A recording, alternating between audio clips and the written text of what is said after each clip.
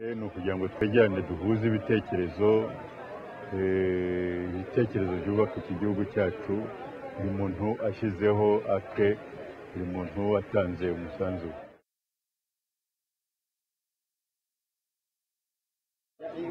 Urubyiruko rwacu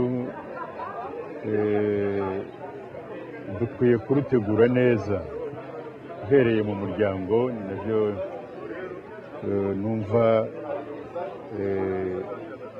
iki gihugu cyari gikwiye gushyiraho ingufu.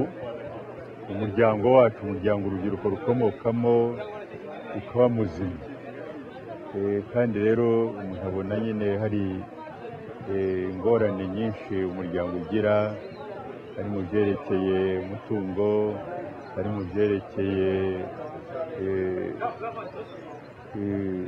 umubano w'abashakanye.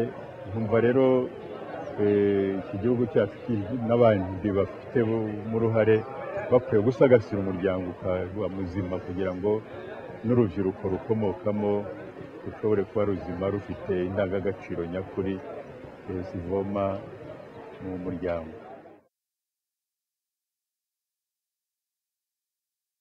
Ndi umunyarwanda ni igitekerezo cyiza rwose abayobozi bacu bavumbuye. Ndi umunyarwanda ni ukuvuga ngo abantu bose biyumvemo ko ari abanyarwanda mbere yo kwiyumva mu bindi cyane cyane bibatandukanya. Umuntu akumva ko kuba uri umunyarwanda ari ishema, kandi abantu akaba ariho bahurira kugira ngo biyubake.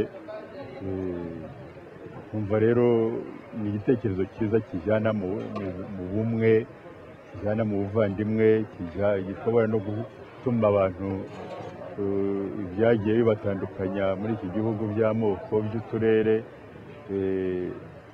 bikwiye kuvaho, noneho abantu bakiyunga, abagiriye abandi nabi bakabasaba imbabazi, mbese tukagira uwo muco igihe cyose cyo gusaba imbabazi no kuzitanga.